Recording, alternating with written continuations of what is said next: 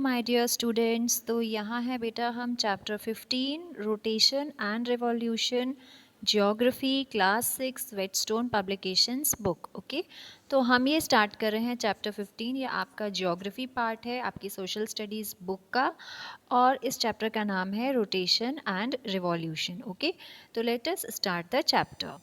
तो सबसे पहले हम अपना वार्म अप देख लेते हैं बेटा। The earth and the other planets have two types of motions. तो यहाँ पर बताया जा रहा है कि हमारी जो अर्थ और दूसरे जो प्लैनेट्स होते हैं उनके पास दो तरह का मोशन होता है, मतलब they have two type of movements. एक होता है रोटेशन और एक होता है revolution. One is rotation and other is revolution. Okay,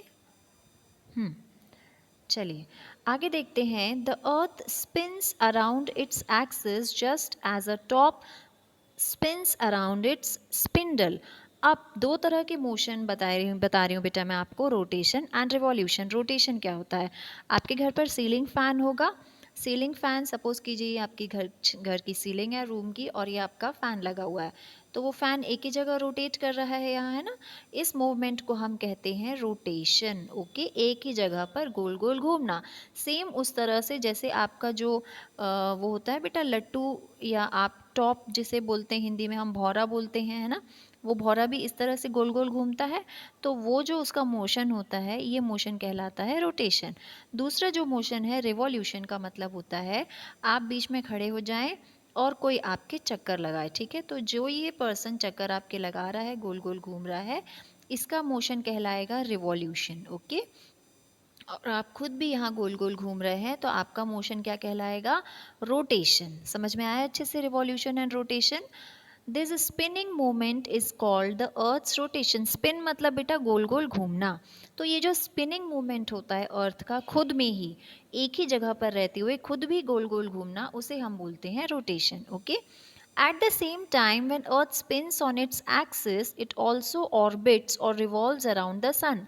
अब जब अर्थ खुद गोल गोल घूमती है तो उसी टाइम पर वो अर्थ के अराउंड भी गोल गोल घूमती रहती है। ठीक है, रिवॉल्व करती है, आई एम सॉरी, सन के अराउंड गोल घूमती है, रिवॉल्व करती है सन के चारों तरफ, और इस मूवमेंट को हम कहते हैं रिवॉल्यूशन। ओके, सपोज कीजिए आपका सन है, बहुत छोटा सा सन बनाया ना मैंने, और ये ऑर्बिट है। ठीक है बेटा, इसे हम ऑर्बिट कहते हैं। ओके, इन ऐसी जैसे हमारे 8 प्लैनेट्स हैं तो हर प्लैनेट की खुद की एक ऑर्बिट है। इसी ऑर्बिट पर प्लैनेट को मूव करना होता है। जैसे एथलीट्स देखें आपने बेटा, एथलीट्स के उनके फिक्स पाथ होते हैं, इसी पाथ पर उन्हें रन करना है। इन द सेम वे हमारे अर्थ और बाकी के प्लैनेट्स के पास भी उनकी ऑर्बिट है, वो इसी ऑर्बिट में मूव करते हैं। इस ऑर्बिट से ये नहीं है कि यहाँ चले गए यहाँ चले गए, no, they will move in this orbit itself. तो जब अर्थ सन के अराउंड हमारी अर्थ चक्कर लगाती है तो वो इस ऑर्बिट में भी गोल गोल घूमती है, और इटसेल्फ ऑल्सो इट स्पिन्स, खुद भी वो गोल गोल घूमती रहती है। आई बात समझ में? चलिए आगे देखें। तो earth's axis is an imaginary line joining the north pole and south pole. Earth की जो एक्सिस है वो एक इमेजिनरी, ओके, तो अर्थ की जो एक्सेस होती है बेटा वो एक इमेजिनरी लाइन होती है, मतलब ऐसी कोई लाइन अर्थ पर नहीं है।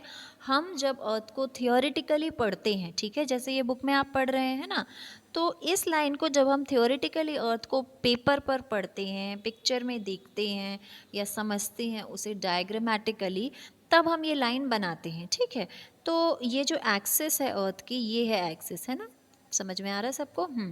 तो ये जो एक्सिस है ये नॉर्थ पोल और साउथ पोल को क्या करती है? जोड़ती है। ठीक है, अब जब ये जोड़ती है तो ये एक एंगल बनाती है बेटा 66.5 डिग्री का with the plane of earth's orbit. समझिए, अब सपोज कीजिए इस अर्थ जो है हमारी, अर्थ की ऑर्बिट ये है, ये बड़ी सी ऑर्बिट है जिस पे अर्थ गोल गोल घूमती है, ये एक्सिस है। अब इस ऑर्बिट से यहाँ पर ये बना रही है 66.5 डिग्री का एंगल। प्रोटेक्टर से अगर आप इसे मेजर करेंगे तो ये 66.5 डिग्री का एंगल बना रही है। समझ में आया सारे बच्चों को? ये सपोज कीजिए ये अर्थ की ऑर्बिट है और इसी ऑर्बिट पर ये इस तरह का एक एंगल बन रहा है। इतना समझ में आया? आगे बढ़े। तो एक एंगल बनाती है and tilted at an angle of 23.5 degree from a particular to the orbital plane. अब टिल्टेड भी है, टिल्टेड का मतलब है थोड़ी सी हमारी जो अर्थ है वो तिरछी है। अगर मैं आपको स्फेरिकल कुछ बनाने को कहूँगी तो आप ऐसे बनाएंगे, है ना, लेकिन हमारी जो अर्थ है वो थोड़ी सी तिरछी है इस तरह से। ओके, टिल्टेड है, तिरछी है। ओके, तो कितने एंगल पे टिल्टेड है ये? 23.5 डिग्री पर। और परपेंडिकुलर यहाँ से जब हम सॉरी, यहाँ से जब हम इसे देखेंगे, यहाँ पर बोला है ना perpendicular to the orbital plane. ये जो ऑर्बिटल प्लेन है, ऑर्बिटल प्लेन अगेन ये आप देखेंगे यहाँ पर एक्सिस है, इस ऑर्बिटल प्लेन को परपेंडिकुलर रखेंगे हम, और यहाँ से हम अर्थ को इमेजिन करेंगे कि ये इतने एंगल पर टिल्टेड है। ओके, अब ये जो अर्थ की टिल्टिंग है, ये जो तिरछापन होता है अर्थ का, इसे हम बोलते हैं inclination of the earth's axis. क्या बोलते हैं बेटा? Inclination of the earth's axis. Clear everyone? Next topic पर बढ़ें। ओके, चलो अब हम देखेंगे हमारा नेक्स्ट टॉपिक रोटेशन। तो देखिए बेटा, अर्थ जो है स्पिन करती है अपनी एक्सिस पर west to east, counter clockwise या एंटी क्लॉकवाइज। ओके, ये हो गया आपका ईस्ट, ये हो गया आपका वेस्ट। ओके, तो अर्थ कैसे स्पिन करती है, कैसे रोटेट करती है? ऐसे, इस वे में। मैं आपको कैसे समझाऊं? ऐसे नहीं बेटा, ये इसको ऐसे समझिए, इस तरीके से, ऐसे, इस तरीके से गोल गोल घूमती है। ठीक है।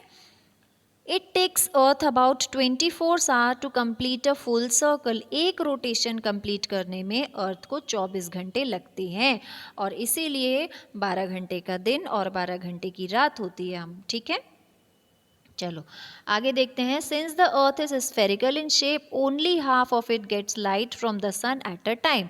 अब अर्थ का शेप सबको पता है, स्फेरिकल होता है ना, जैसे ऑरेंज होता है आपका, आपकी टेनिस बॉल है, उस टाइप का अर्थ का शेप है। तो जो अर्थ है, एक टाइम पर एक ही हिस्से में सन की लाइट पड़ती है। ये कि सपोज कीजिए आपका सन है, ये आपकी सन की लाइट है। ओके, और ये हमारी अर्थ है, छोटी सी प्यारी सी। तो जब ये वाले फेस अर्थ के सामने होगा तो इधर पर लाइट पड़ेगी, और इस वाले फेस में बिल्कुल लाइट नहीं पड़ेगी। तो ये वाले पार्ट में डे होगा और ये वाले पार्ट में नाइट होगा। इस पार्ट में अर्थ के जितने भी कंट्रीज़ आएंगे, जितने भी देश आएंगे, जितने भी शहर आएंगे, उन सब में डे रहेगा। इस पार्ट में जितने भी देश आएंगे वहाँ नाइट रहेगी। ओके, 12 आवर्स ऐसे 24 घंटे लगते हैं, फिर 24 आवर्स में ये टर्न हो जाएगी। तो ये वाले पार्ट में फिर नाइट हो जाएगी और ये वाले पार्ट में फिर डे हो जाएगा। Clear everyone? आगे देखते हैं। The half which faces the sun has day light. तो आधा पार्ट जो सन को फेस करता है डे लाइट में, और आधा पार्ट जो होता है सन से दूर होता है, उधर पर कोई भी लाइट नहीं होती, तो वहाँ पर रात होती है। If the earth did not rotate on its axis, one half of it would have experienced permanent daylight and excess heat, while the other half would experienced permanent night causing freezing conditions. अब अगर imagine कीजिए बेटा, अगर सन earth rotate नहीं करेगी, हमारी अर्थ घूमेगी नहीं, तो क्या होगा? एक हिस्से में हमेशा के लिए दिन रहेगा और एक हिस्से में हमेशा के लिए नाइट रहेगी। ठीक है, अगर ये हमारी अर्थ है और अगर ये रोटेट नहीं करेगी, ये वाला हिस्सा हमेशा सन के सामने रहेगा, तो यहाँ कैसा होगा? इट्स वेरी हॉट, बहुत अनएक्सपेक्टेबल गर्मी हो जाएगी, और यहाँ पर हमेशा रात रहेगी, तो यहाँ पर तो बिल्कुल हम जम जाएंगे, फ्रीजिंग कंडीशन बन जाएगी। तो इसीलिए नेचर ने जो अर्थ को हमारी बनाया है, जो हमारी अर्थ रोटेट करती है, वो हमारे लिए ही अच्छा है। ओके, इतना समझ में आया सब बच्चों को? तो ये वाला वीडियो हम यहीं फिनिश करेंगे। नेक्स्ट वीडियो हम इस एक्टिविटी को देखेंगे। ठीक है, तो up till then thank you so much.